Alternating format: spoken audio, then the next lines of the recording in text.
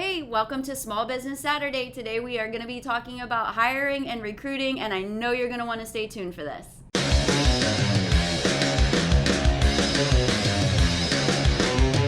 Today for Small Business Saturday, I'm joined by TJ Butler. He is our head of talent and culture. TJ, happy to be with you today. Yes, thank you. Yeah, I have not gotten an opportunity to do a Small Business Saturday in a long time, so this should be fun. I just kind of get to sit back and let you drop some knowledge, right? I'm ready when you are.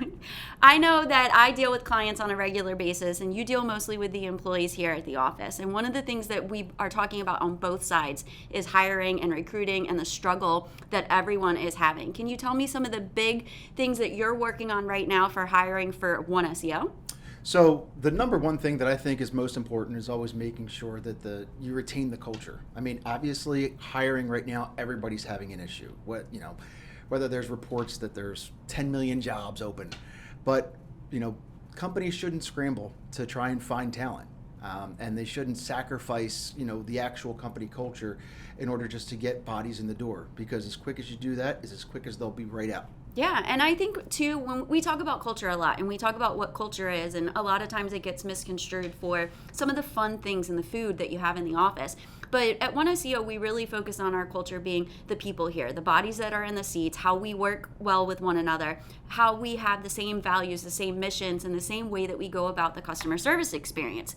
With culture, a lot of times, especially right now with it being such an employee's market, business owners are doing anything and everything they can to make their environments a little bit more exciting for people to be in. My problem with that is that it's also not easy to maintain, right? So you can, increase food from, once a week to 5 times a week, but can you maintain that long term once things start to change around? Salary increases and things like that. Can you sustain them? Can you continue to increase people at those levels? So what are some of the things that you're trying to do with the candidates that you work with, not just with One SEO, but some of the other companies that you are part of recruiting with? What are some of the things that you're doing to help candidates know what's going on in the workplace?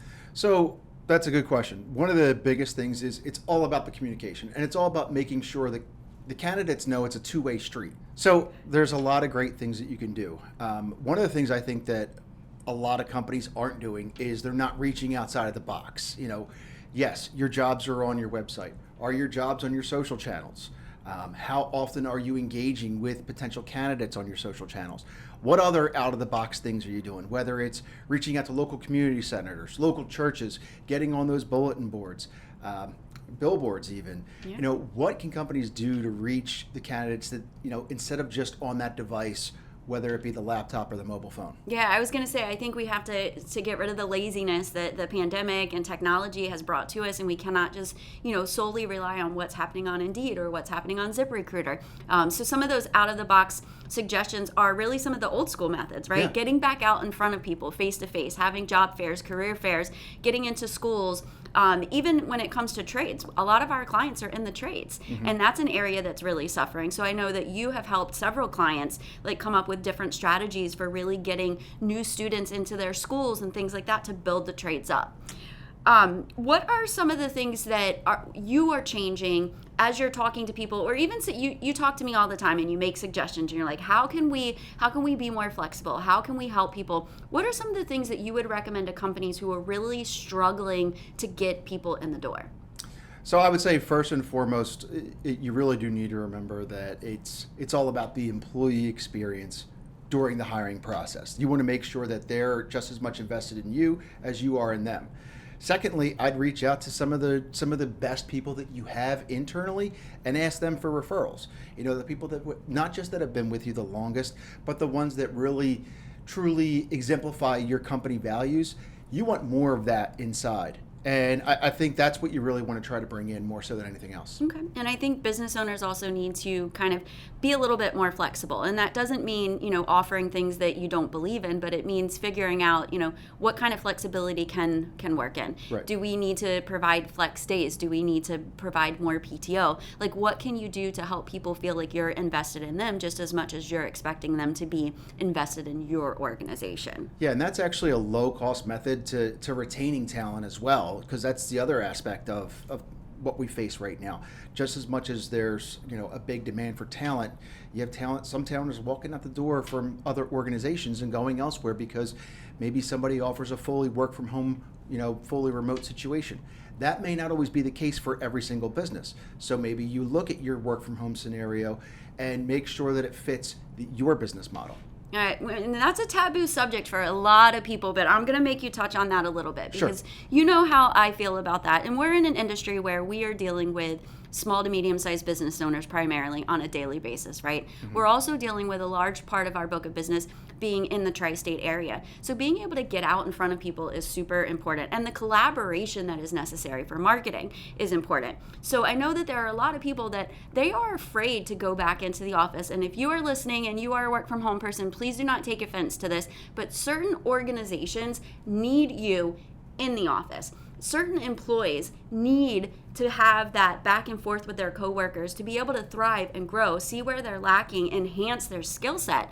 Are you seeing companies get ready to bring people back in full time? Do you feel like we're still going to be in kind of this wishy-washy 3-day-a-week kind of scenario? What are your thoughts there? Yes and yes.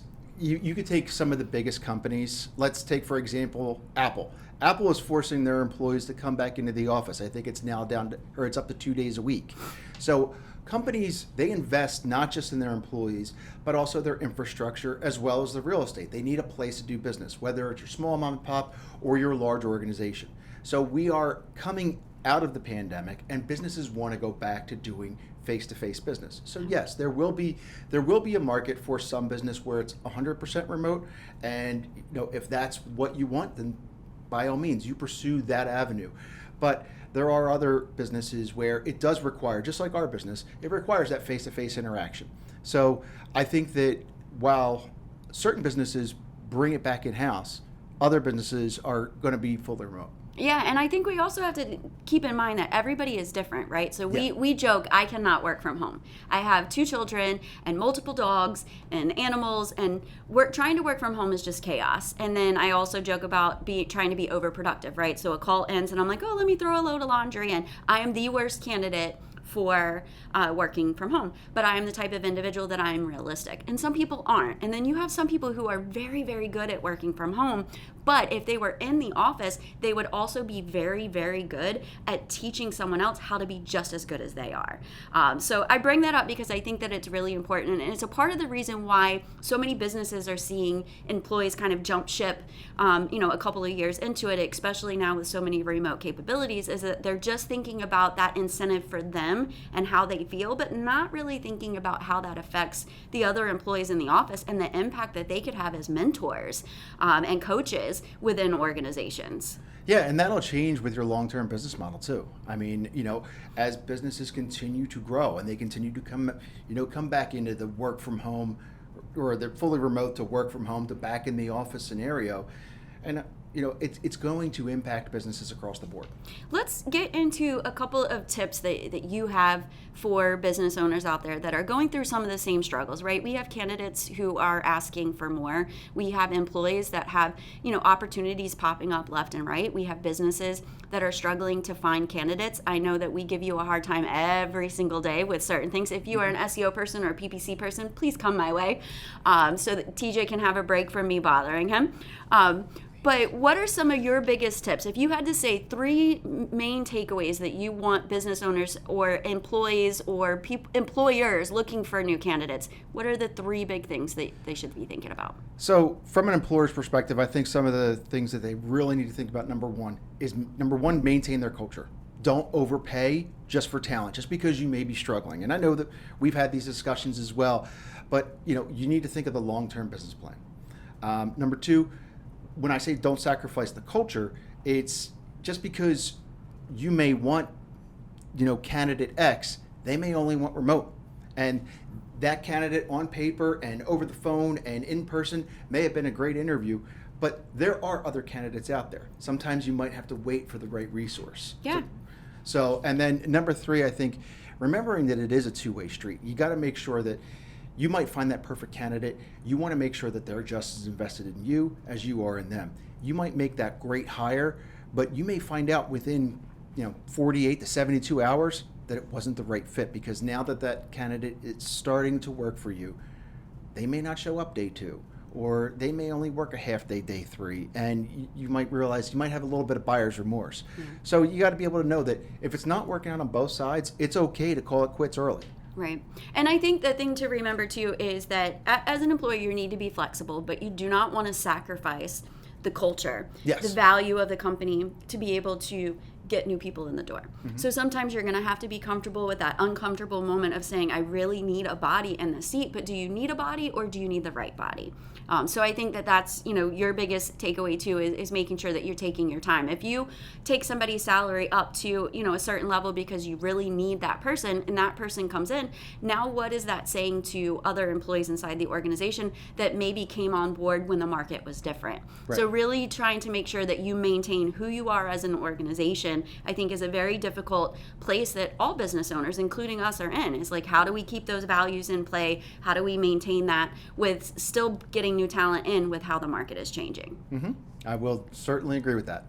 And let's just, you had mentioned about it being a two-way street and employees fairly having the right expectations. And we do a lot here to make sure that we have information. Advisory board is one of them. And I do make that recommendation, and I'm sure that you agree that businesses that are looking to really figure out, okay, what do I need to do inside my organization to make it more exciting for people to want to be here? Asking the employees that have been with you long term, or the employees that are doing the things that you want them to do. So that's where having things like a quick advisory board, or even like a peer council, as they would call it in school, to say, okay, what are you hearing on the floor?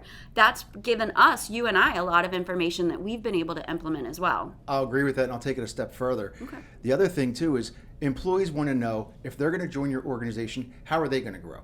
Because let's face it, employees work for an organization so they can pay their bills. Yep. But they want to make sure that they can continue to grow professionally as well. They want something, they want that reason to get out of bed every day. Yeah. So you got to give them that career ladder. You got to give them that growth. You have to give them the opportunities to succeed, the ability to prove themselves.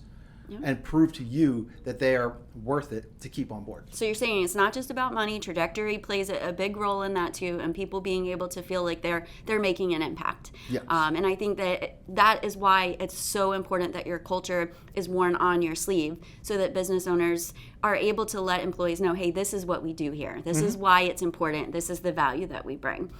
So I guess I just want to kind of leave it here. Now that we've thrown out a bunch of information, we've had a lot of back and forth, but what are you doing and how are you utilizing your hiring methods to grow your business? TJ, do you want to leave any closing remarks for our audience out there? I would say, number one, understand that it's going to take time to find the right resource. Number two, when you find that right resource, they may or may not be the right fit. So you got to make sure that you keep on plugging away at it. Number three, don't sacrifice your company culture or how you've grown as an organization just to try and put a body in a seat. And I think business owners, you know that you would be nowhere and nothing if you did not have good people around you. So keep that in mind and make sure that you are not making hiring decisions based on an immediate concern, that you are thinking long term and how you can scale and sustain your business through the good talent that you are bringing in the doors. Thank you so much for joining us for Small Business Saturday.